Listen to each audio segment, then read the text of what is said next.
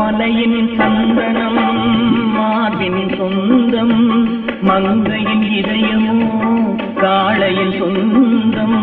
மலையின் சந்தனம் மார்பின் சொந்தம், மங்கையின் இதயமோ காளையின் சொந்தம்.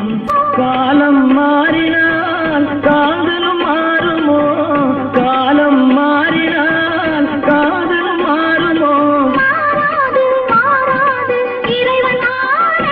என்றும் மாறாது மாறாது இறைவன் ஆணை. இந்த சிவகாமி மகனுடன், இந்த சிவகாமி மகனுடன் சேர்ந்து நில்லடி, என்னும் சேரும் நாள் பார்ப்பதென்னடி.